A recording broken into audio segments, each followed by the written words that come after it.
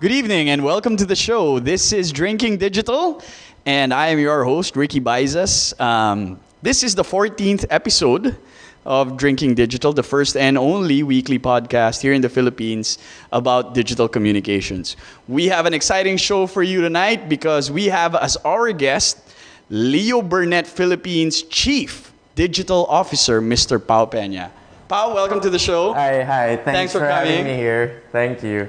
Pao, before we get to your role in Leo Burnett as the Chief Digital Officer, tell us first about your digital journey so far. How did you get to where you are right now?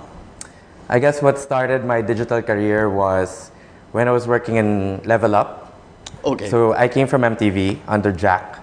Jack Madrid. Oh, okay. And then So you started off in MTV. Well, my first job was in Samsung. Okay. And then I moved to MTV. All right. MTV then- Asia or MTV Philippines? MTV Philippines. Okay. And then one of my clients then was Level Up. Okay. And then we had a discussion, baka it's better for me to move over to Level Up. All right. So arrangements were made, and then I moved to Level Up. This I was guess way the back what year though?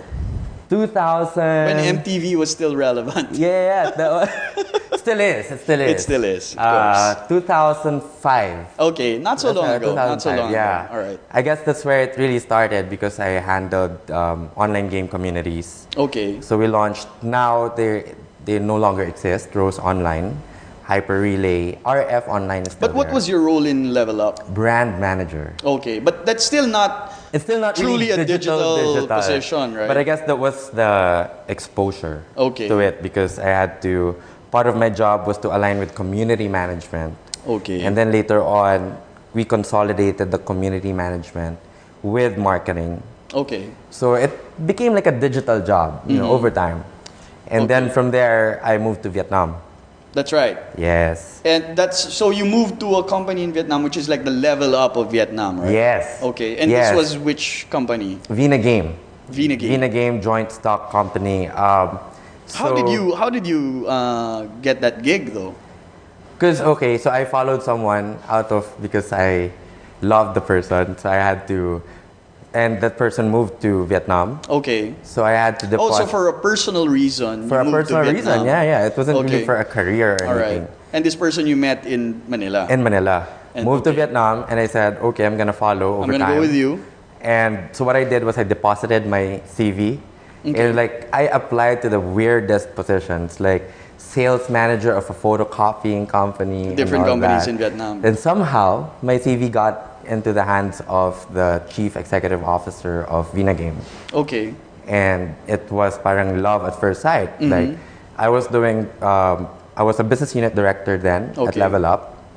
And he said, okay, this is something that we want to do So do the same thing but for Vina Games in Vietnam. for the Vietnamese market. And initially, my mandate was to manage Ragnarok in Vietnam. Okay. All right. So I handled like a joint venture between. So they were distributing the same games. Yes, but it's just okay. a different company. They were All right. publishing it locally in Vietnam. Okay. And and then it started from there. And then eventually they had to diversify the portfolio and they got into a web portfolio, like a Yahoo. Okay. in Like Vietnam. they came out with their own portals. then. Yeah, Okay. so it started with a portal and then search eventually. And how were you involved in that part of that business? I headed up the marketing of the new okay. portfolio. Okay. So I already moved on from gaming to web marketing. And we launched Zing.vn, which is now the #1 Vietnamese portal, Okay. beating Yahoo and Google. At Oh, least all right. as far as local content. That's also their is that also their search portal? That's now their search portal. Oh, okay. But I guess it's a very tough competition between Zing.vn and Google. Of course. In Vietnam Okay, now. okay. Yeah. And then, but what you studied in college though, did it prepare you for that? What did you study? Oh, a in whole college? lot. I studied in UANP. I took up IMC. Oh, okay. So my view of marketing was very flat. It wasn't ATL driven or it wasn't even BTL. It was a lot about what insights drive our markets and what kind of marketing you would form to achieve your business objectives. So I guess it set me up for it because I didn't have to think of TVCs or radio commercials. So I guess my settling into digital was pretty natural and based on my training in IMC. Okay. How long were you in Vietnam? 3 years. With that company. Oh, 3 years. That's a pretty long time. Yeah, 3 years, 3 years. I can speak Vietnamese. Okay. Yeah. So that would be around 2008, 2009 already. Yes, Okay. that's correct. And then you went back home I got a call from Globe. from when you were still in Vietnam. Yes, Okay. my former boss in Level Up, Minette, Navarrete. Okay. had already moved to Globe. Okay. And so she was saying she was gonna set up her own marketing team, All right. and it's maybe something that I can lead. So initially, even in Globe, it wasn't digital. Okay. It was multimedia, but it was to launch beyond telco products. Okay. And then eventually, I guess because I was being used to launch digital campaigns, when there was this massive reorg in Globe, they decided to do digital marketing. Okay. Then I set up digital marketing in Globe. And then how long were you with Globe? 3 years, 2008 to 2011. Okay. And then what made you finally decide? Because you jumped from a brand to Leo Burnett now, which is an agency. Client all my life. And some people would say nobody does that. You're on the brand side already. They say it's a crazy move. It's nuts, right? So, what made you decide, or what drove you to say no? I really want to be in an agency. I guess like And how did that opportunity come about? I've always, since I graduated, all my friends, a good 80% of them, is from the agency. Okay. So I've always been exposed to the kind of people that come from the agency side. Okay. And they always ask me, so how come you never joined the agency, like your agency material? And it seemed like they were having fun, or that Yeah. it seemed like it was glamorous. I mean, I had fun teachers coming from agencies. Okay. But so there was always like something that was in midair. It's like a question that I never really explored. Okay. And then a So good how friend. did that opportunity Exactly. come A about? good friend, Lawrence Villegas. Okay, Lawrence, yes. We've been friends since 2003. Okay. He was working in Leo Burnett ever since. Okay. And then he was servicing my account when I was heading up digital marketing in Globe. All right. And that's where it kind of started. Like he invited me to this cocktail meet up with the regional head of digital. But it wasn't really like a profiling kind of dinner. It was just meeting a plain client dinner. Yeah, and yeah. agency. And then they just said, why didn't you explore going into agency work? Okay. I said, the right opportunity just never came along. So And then, you've always been looking or waiting for just waiting for an the opening. right Yeah. one. And like, you know, many other agencies have approached me before. Some of them are really interesting. Setting up in the Philippines for the first time. But it just felt like it was never the right time. Okay. But last year was like a good time for me Okay. because I've already like set up digital marketing for Globe, and I feel like I've trained the people, so that it felt like it's a perfect time to move to an uncharted area. The agency being Leo Burnett, did that have some influence in your decision? I guess yes. Because Leo Burnett is a big, established agency. I guess the brand Okay, has an impact on me of course. because I wouldn't risk my career betting on a brand that I have no affinity for or have no knowledge of, and it's a big risk moving from client to agency side. So I have to hold on to something bigger than the risk. So therefore, Leo Burnett came as a good choice. The for established name of Leo Burnett and the legacy and history of me. And it felt like I could do a lot. Okay, that you can contribute. Yes, Yeah. because they were doing a lot of CRM, and they have been doing CRM since like more than 15 years already. But in terms of digital, there's just so much opportunity to seize for Leo Burnett. So I felt like that was a good challenge for me to take on. Okay, Because I chose Burnett. It's been a year? Has it been a year already? Going a year. Going March. a year. Okay. Yeah. How has it been so far? People always ask me if if I'm relieved that I'm not in telco anymore. As you know, telco work is like Telco's nuts. they call it dog years. You know, you live in dog years. But the reality is, it's not lighter. I mean, like you can't compare really the stresses that you have as client. Can't be compared to the kind of stresses you get working on the other side of the fence. It's like client work, you have more intellectual stress, probably emotional stress. On the agency side, yes, of course you have, because you have to think of strategies and creatives. But at the same time, you have physical stress. I mean, not just because you move around, but the act of putting the work together and having to present to clients who might approve or not approve your work. That takes on a bit of a physical stress. So very different kind of work, equally stressful. What clients do you work with or which clients do you work with in Leo Burnett? I work with McDonald's, Philip Morris, Marlboro brands. We work with Airfield Express. We work with Manila Beer, or other Globe Business, of course, and Tattoo. We also handle TM, Touch Mobile. So, Chief Digital Officer, do you have a team under you? How is it structured right now? I took over ARC Worldwide, which is the CRM and marketing services agency of Leo Burnett, of the group. So I took over that, and what I inherited are the database teams, the CRM operations, which is near Rockwell. Which, by the way, we're broadcasting out of Beyond the Box. Yes, in Rockwell. Here in One Rockwell, a premium Apple reseller. Yes. So I took over that, and then now I transformed the database team into platforms. So under platforms, that's mobile, web, and database. CRM services or operations before is now digital services.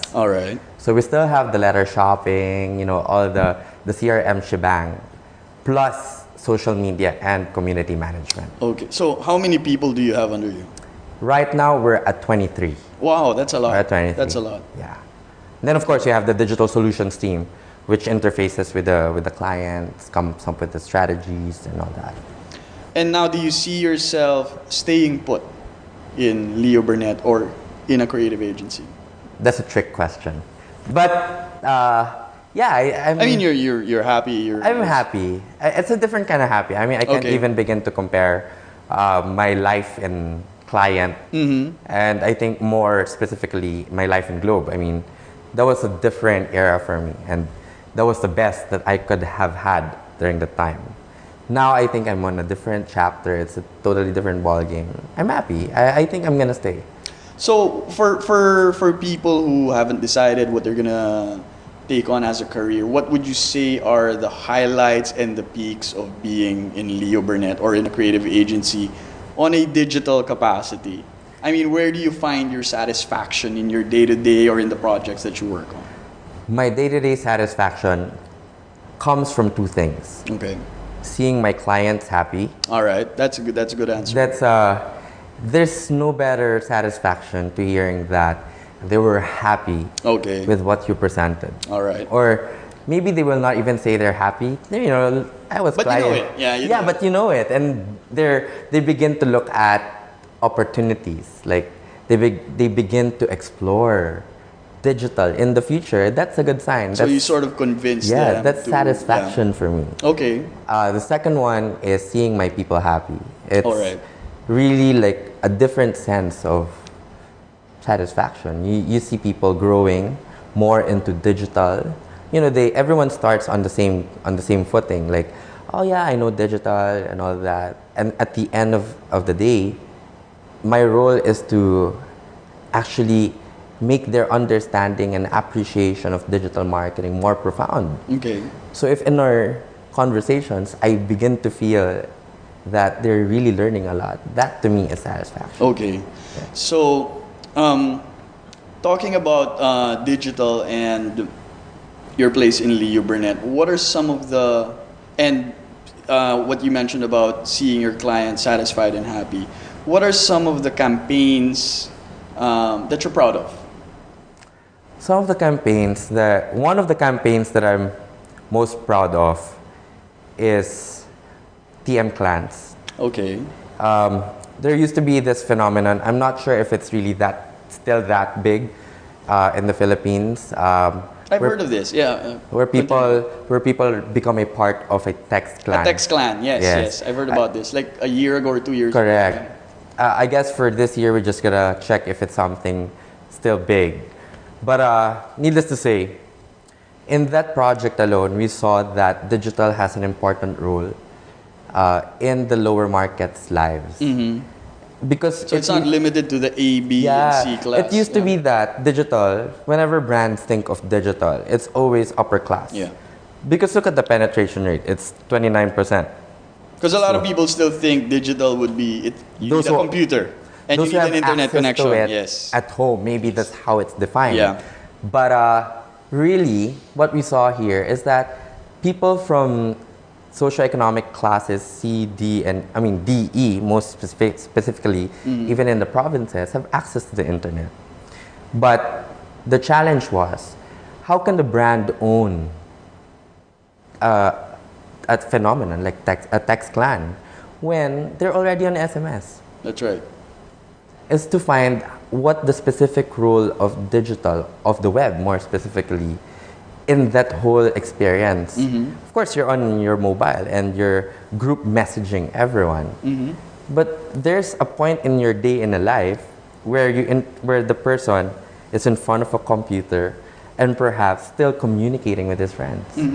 So that kind of thinking brought forth the whole idea of having a text clan be very close to the brand, both on SMS and on the web. And the results were startling.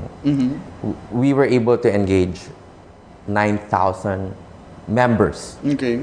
in a very short span of time. And at the end of that, we were able to meet about 5 clans.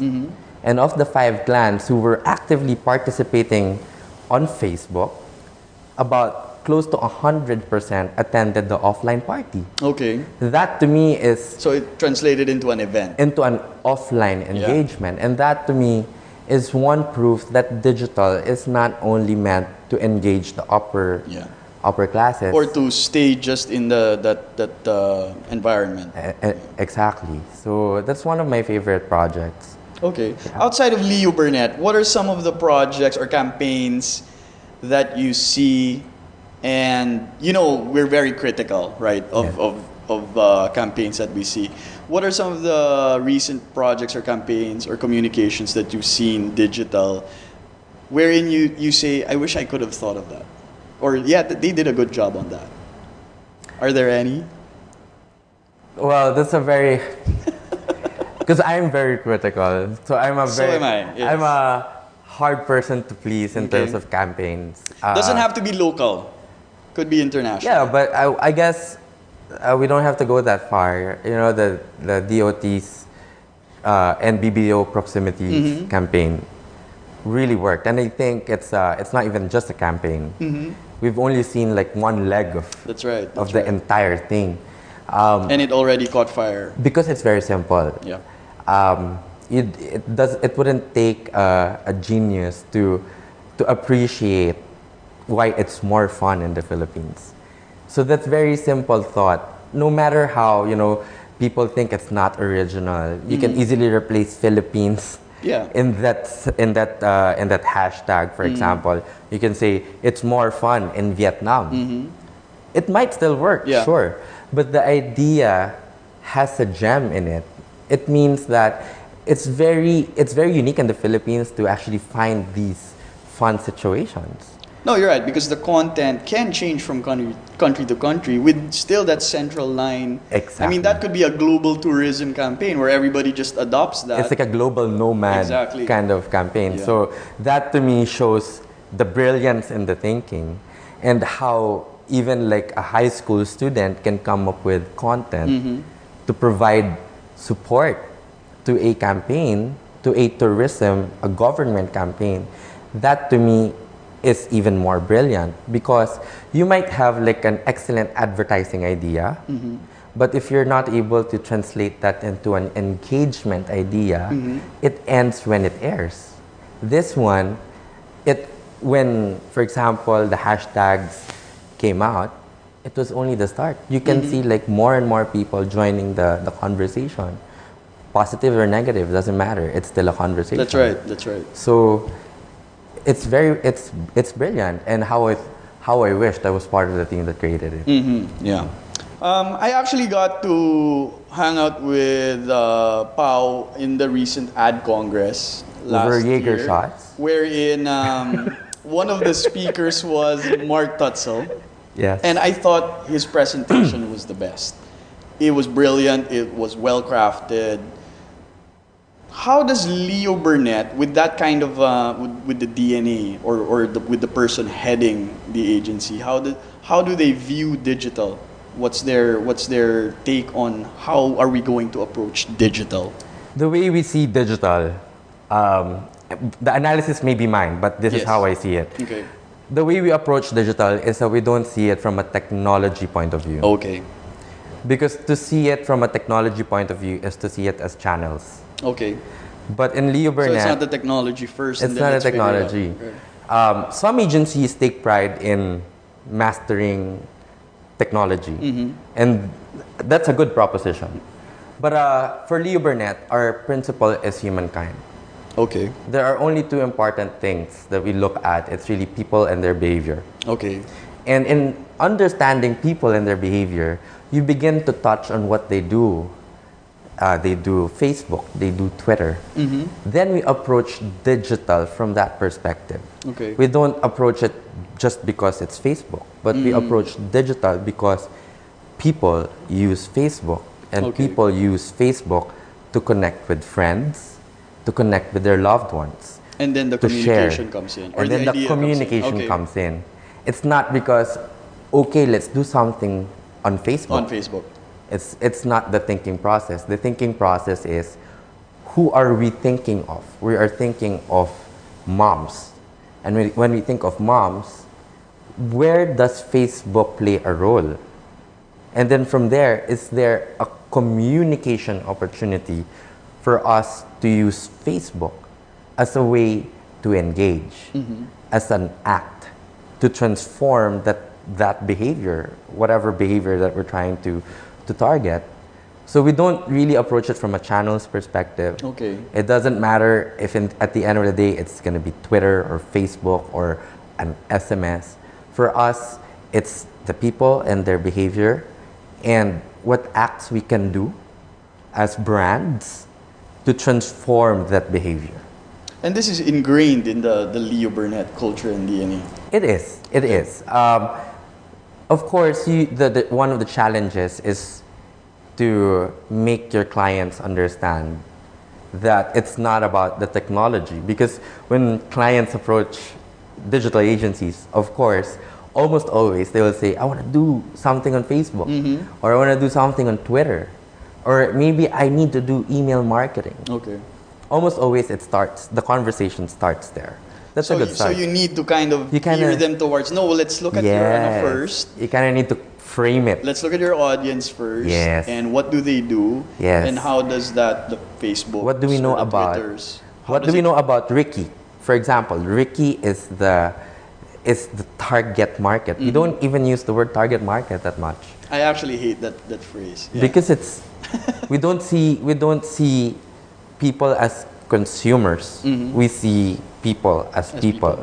So we look at Ricky and then see what are the opportunities where we can execute an act. So it doesn't have to be advertising.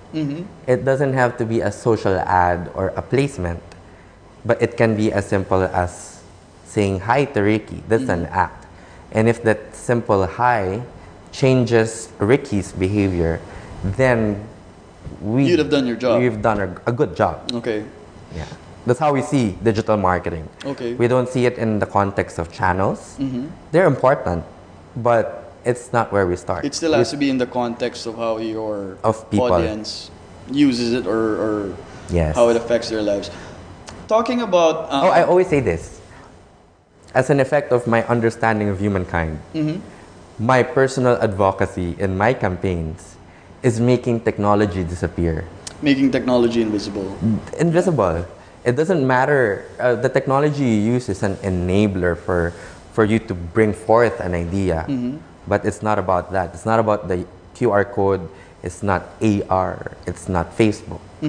But if you make that invisible, then what will matter more to people would be their experience in that continuum, in the digital marketing continuum. Okay. So, but talking about these platforms or these channels, Facebook and Twitter and whatnot, what is your, right now, what is your digital platform weapon of choice? Like, which one do you spend the most time in now?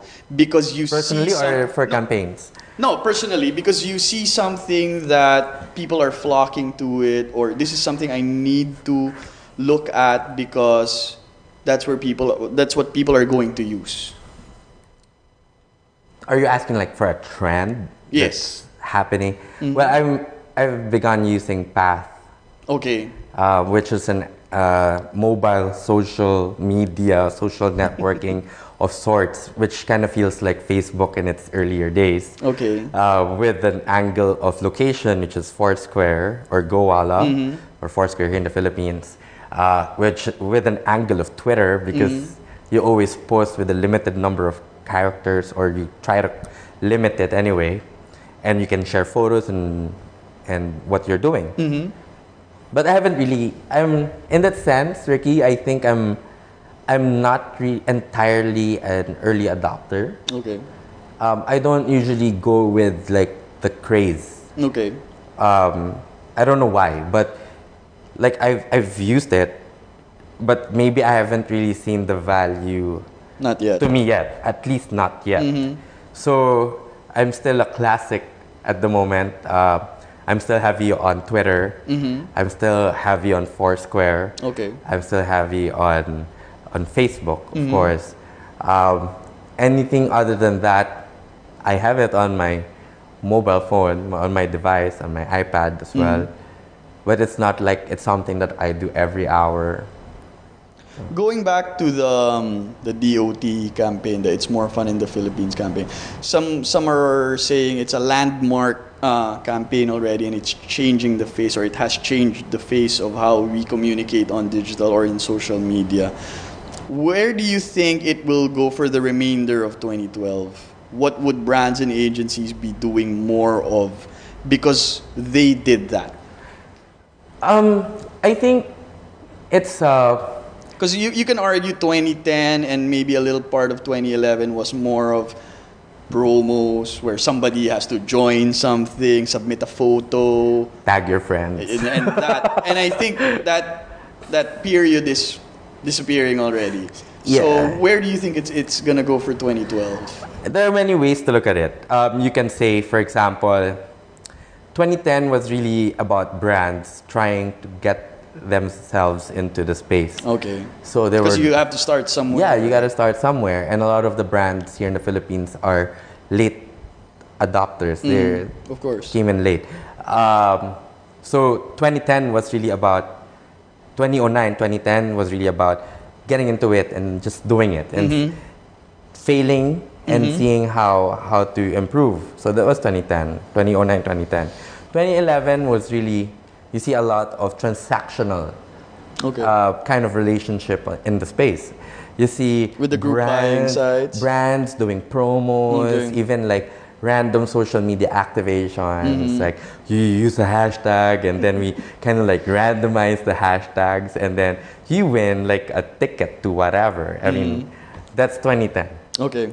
I think 2011, especially in the context of It's More Fun in the Philippines, I think it's gonna go towards trending. You know what I hear? Brands are coming up with trending strategies. Like, how do we make our brand trend in the space? It's the new KPI. Yeah. Wherein It's how not do the we get- like, it's not the followers, it's the shares. but and how the do we retweet. get our conversation, and more importantly, our branded conversations in the sphere, meaning in the sphere of normal day-to-day people conversations.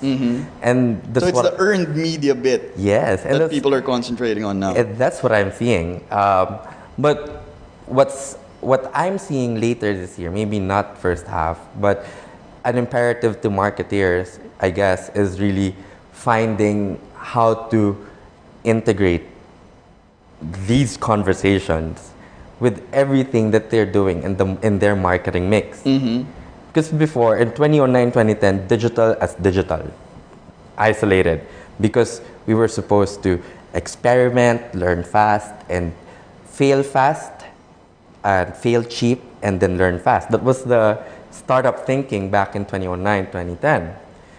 Now, brand people are bringing that entire digital thinking into their other activities. So, on-ground activation. How can we underpin that using digital? It's digital on the fringe. Versus now, the imperative is digital as underpinning all their media. Okay. So integration, I think we're gonna be seeing more, or at least expecting to see more integration between digital and retail. I mean, digital and shopper, digital and even ATL. Kasi before, the integration of digital was rather superficial. Like us on Facebook. Yeah. I mean, ending a TVC with like us on Facebook. Yeah. But now it's not so much about that. How do you bring that conversation into your brand? I think that's the bigger forecast for this year. And So- it's going to be a challenge. Going back to Leo Burnett's style, if you can say that, wherein you go back to the audience, what do you say now to a brand or to a client who tells you maybe they're inexperienced or they're new in the space? What do you say when they ask you, I want my campaign to trend? How would you approach it? Like Okay. you mentioned earlier, you tell them first, you need to do this. Yes. So what would your reaction be to that? My immediate reaction, How will you do it properly? I will ask it's like getting a question, like a perennial client challenge. Can you come up with a viral video? It's the same. Yeah. Can you make my brand trend? It's Exactly. the same. So I always start my conversation after that with, okay, so if it trends, what do we want to get from it? Oh, okay. All right.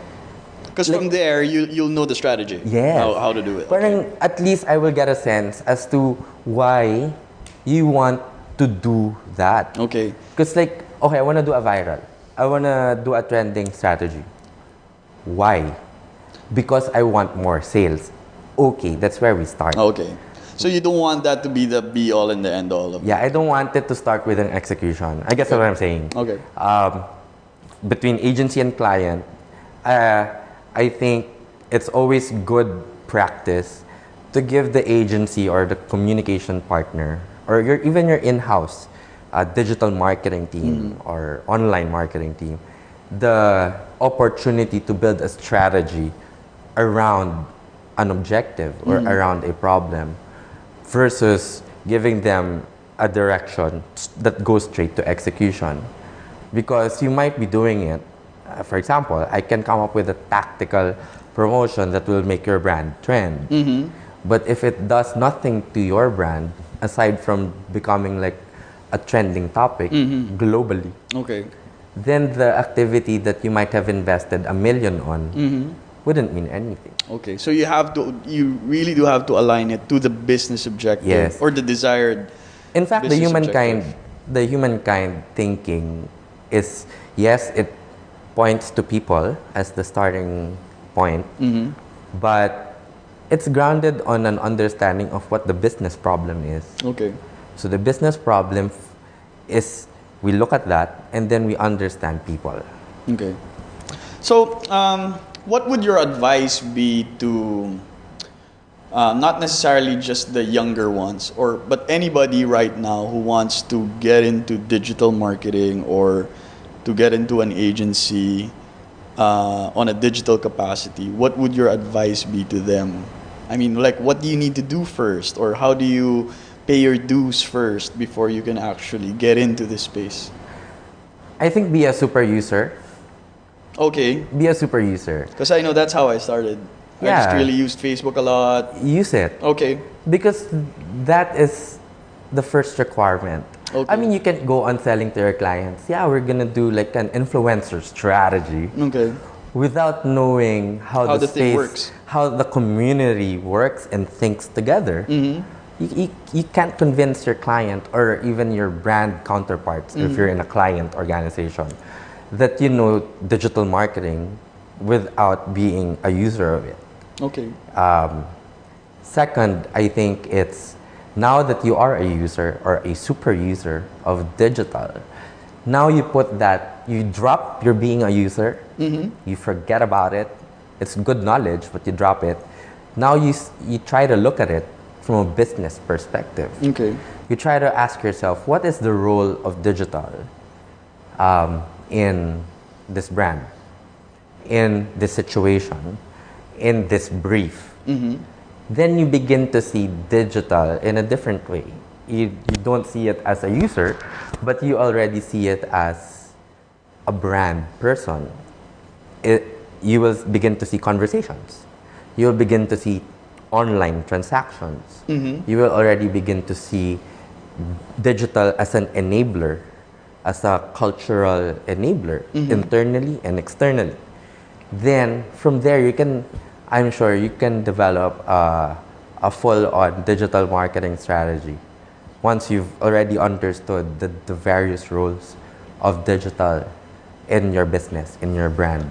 With brands and clients slowly embracing digital and some of their people becoming super users, as you mentioned, where and them being well versed in digital, maybe in the near future, where do you find the agency's place in that?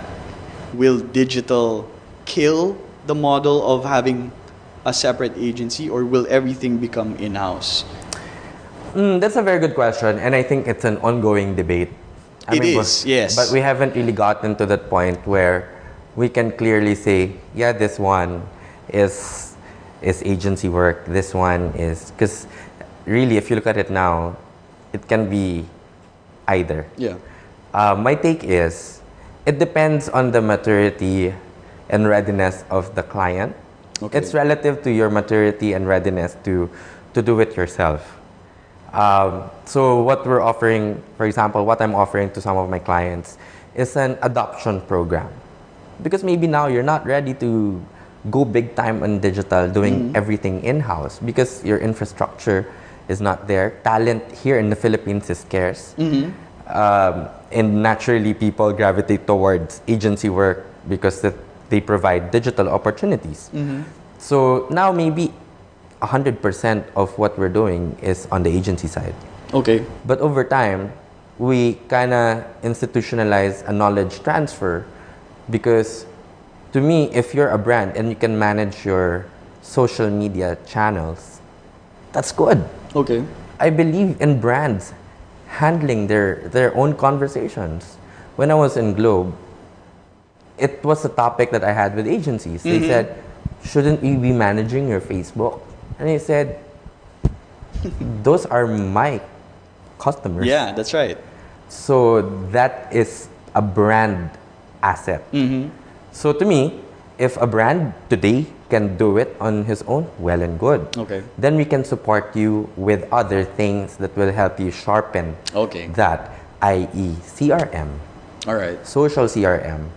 Because as a brand, you may not be in the business of social CRM. I mean, you don't want to dedicate 80% of your team's time just trying to model social data.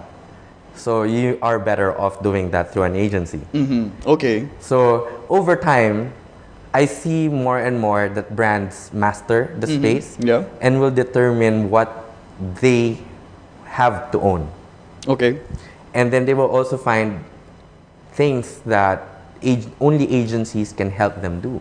Okay. Which is already outside of their competency or even practically outside their capacity. Okay. i.e. social data because it's so much. All right. For our parting words, Pao, what would you like to say to brands, number one, or potential clients out there, and number two, How can they get in touch with you if they want to work with Leo Burnett? My message to brands for digital and digital adoption is really to be not scared. Okay. Don't be afraid and don't see it as cost. Okay. See it as an opportunity to be able to truly, genuinely interact with people that matter to you. Okay. Because there's no other channel there. Well, aside from activation, on ground, you can talk to people attending the event, but it doesn't have scale because you're almost always limited to a single location. But digital will provide you with that opportunity to truly engage with them in a conversation that will really form your future marketing strategy, your current and future marketing strategy. So don't be afraid. And you can always start small. Start small and fail cheap. I always say that. If you want to experiment with digital, start small. Start with a single conversation. It doesn't have to be a mega million campaign. It doesn't have to be a mega. Yeah. It doesn't have to be like $1 million placement on social ads. Yeah. Start small, see how it works, and then fail. Don't be afraid to fail. What's 100,000? That's right. Against a billion peso Investment. A&P. Yeah. So fail fast and then learn, and then begin to scale up as your conversations grow. So don't be afraid. Okay. That's my only message, because I think adoption in the Philippines is limited because clients are scared. It's like, oh my God, my brand is suddenly opening a channel that a lot of people will get into. Don't be scared. Okay. It does get better. And now if they want to get in touch with you? If they want to get in touch with me, they can contact me at my mobile number. Okay. 0917-888-1910. All right. They can also email me at Pao. I'll use my personal email so that it's shorter. Sure. Pao@pauljohnpena.com. And I'm on Twitter at @PaulJohnPena. All right. Thanks, Pao. Thanks, man. Thank you. And there you have it. Ladies and gentlemen, Mr. Pao Pena, Chief Digital Officer for Leo Burnett Philippines. And this has been Ricky Baizas, your host for Drinking Digital, the first and only weekly podcast here in the Philippines that talks about digital communications exclusively. And of course, we'd like to thank BattleAxeNetwork.com. Check out our other podcasts. And we'd like to thank Mr. DJ Mo Twister and the man with the plan, Mr. Miguel Olfindo, and Kenneth Tan, the graphic designer who designed our logo. Check us out next week for another episode of Drinking Digital, and the long weekend starts in 5, 4, 3,